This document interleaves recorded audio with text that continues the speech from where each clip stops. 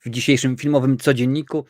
I na początek mówię, jak najbardziej, niech moc będzie z wami. Wszystkiego najlepszego z okazji Dnia Gwiezdnych Wojen. May the force be with you. Wiadomo, you don't know the power of the dark side. Tak, nie znamy oczywiście mocy ciemnej strony, ale wiadomo jak to jest, że możemy poznać. Więc nie przedłużam, zaczynamy. Dzisiaj mamy oczywiście 3 tematy. Po pierwsze, Andrew Garfield, tak znany z roli Spidermana, powraca i będzie gwiazdą ekranizacji klasyki literatury dziecięcej. Po drugie, będzie nowy więzień labiryntu, a po trzecie, Glenn Close i Jeremy Irons powracają i wystąpią razem w komedii o rezydentach domu spokojnej starości. Więc rzeczywiście wygląda to bardzo ładnie, bardzo ciekawie. Nie przedłużam, zaczynamy? Oczywiście, że tak. Pamiętaj, jak chcesz być na bieżąco, daj suba i włącz dzwonek z opcją wszystko, a wtedy, miejmy nadzieję, nie pominiecie żadna informacja, żadny odcinek na żywo. Andrew Garfield, gwiazdą ekranizacji klasyki literatury dziecięcej, jak podaje nam The Hollywood Reporter. Andrew Garfield po krótkim flircie z serialami, oczywiście serial pod sztandarem nieba, wraca do filmu. Jego nowy projekt to produkcja dla dzieci The Magic Faraway Tree. Niebosiężne drzewo, taki nosi tytuł. Film będzie ekranizacją drugiego tomu cyklu literatury dziecięcej Zaklęty las autorstwa Enid Blyton. W Polsce książka została wydana pod tytułem Niebosiężne drzewo. Tutaj możecie zobaczyć jak najbardziej okładkę. Joe zadarł ze stworem z krainy na opak i wpadł w tarapaty. Na pomoc ruszają jego siostry i kuzyn Rick, który jeszcze do niedawna nie chciał wierzyć w niebosiężne drzewo i zaczarowane krainy na jego szczycie naprawdę istnieją. Do dzieci dołączają przyjaciele z Zaklętego Lasu, czyli Pan Księżyc, Wróżka Puszka i Rondello. Tylko gdzie zdobędą zaklęcie, które uwolni Joe'ego? Taka jest nota wydawcy. Andrew Garfield zagra Tima, ojca Joe, w roli matki zobaczymy Claire Foy, znaną m.in. z The Crown. Za scenariusz filmu odpowiada Simon Farnaby, aktor znany z takich familijnych produkcji jak Wonka i Paddington 2, a wiadomo, że Paddington 3 już w tym momencie jest w preprodukcji. Za kamerą stanie Ben Gregor, a zdjęcia mają się rozpocząć w czerwcu.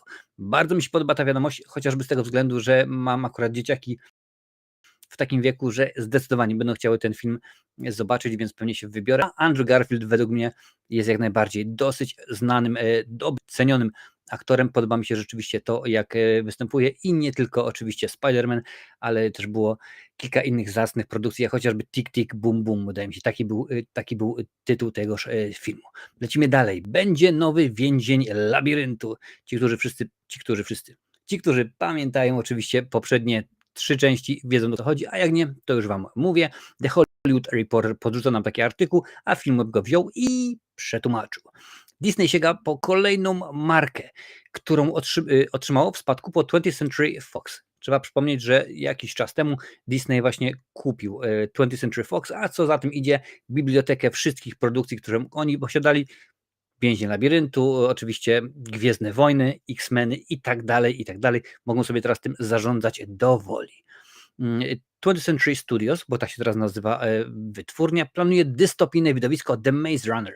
Tytuł nie jest przypadkowy, to powrót do cyklu Więzień Labiryntu, który nakręcił dekadę temu Wes Ball. Dekada minęła, więc najbardziej czas, aby ta kura znosząca złote jajka zaczęła je znosić na nowo. Więzień Labiryntu to ekranizacja powieści Jamesa Dashnera pod tym samym tytułem. Film powstał na fali kinowej mody na młodzieżowe, dystopijne historie sci-fi.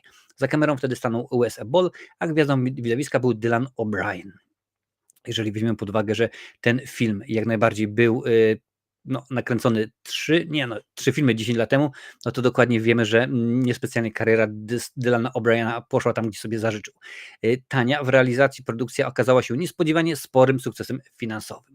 Bohaterem filmu był nastoletni Thomas. Pewnego dnia budzi się uwięziony w ogromnym, stale zmieniającym się labiryncie wśród grupy chłopców, którzy nie pamiętają świata zewnętrznego, stawiając czoła przeszkodom i niebezpieczeństwom czyhającym na każdym kroku, wśród których szczególnie śmiercionośni są dozorcy, buldożercy, wędrujący nocami betonowymi korytarzami.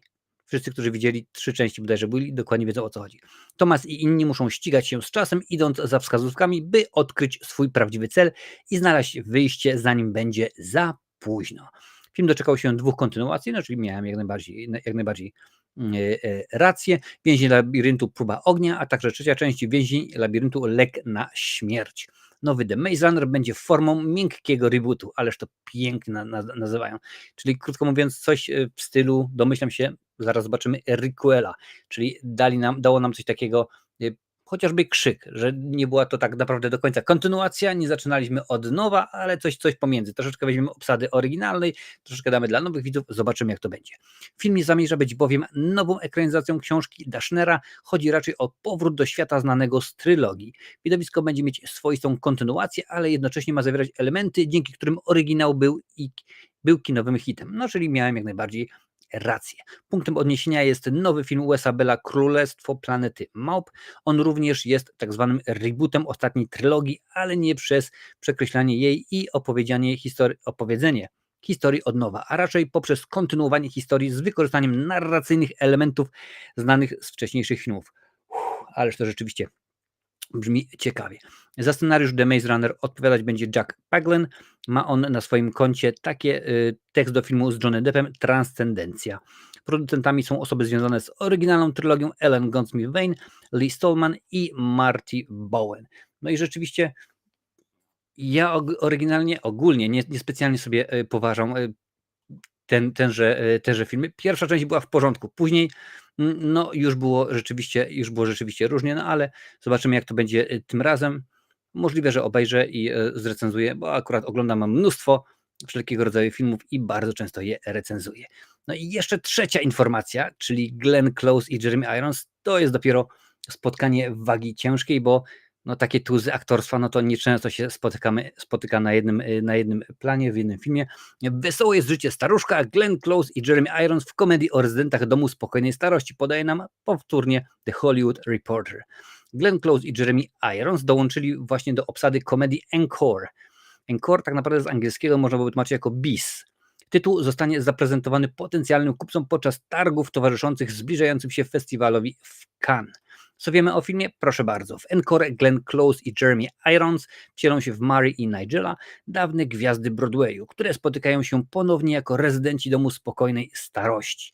Wśród jego lokatorów odkrywają liczne zapomniane talenty. Mary postanawia zrealizować z ich udziałem spektakl, a kobieta ma nadzieję, że w ten sposób udaje się rozbudzić w koledze po fachu dawną miłość do teatru, dzięki czemu będzie mu łatwiej odnaleźć się w nowej sytuacji życiowej. Obowiązki reżysera pełni Simon Curtis, autorem scenariusza jest Robert Nelson Jacobs.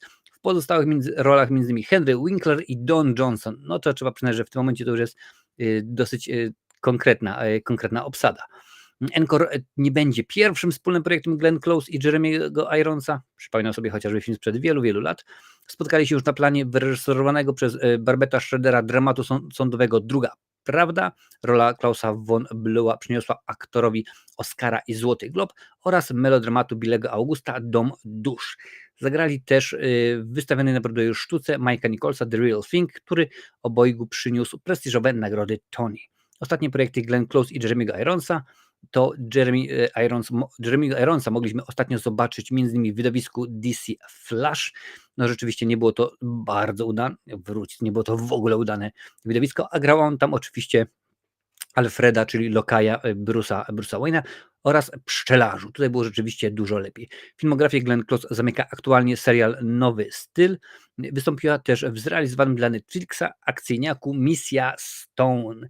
Z tego co pamiętam, Misja Stone to była z Gal Gadot i to rzeczywiście nie było świetne kino, nie było to rzeczywiście coś rewelacyjnego, no po prostu kolejna rola do odhaczenia, kolejny film, który tam gdzieś zobaczyliśmy i dziękuję bardzo, to wszystko, nic więcej na jego temat nie widzieliśmy.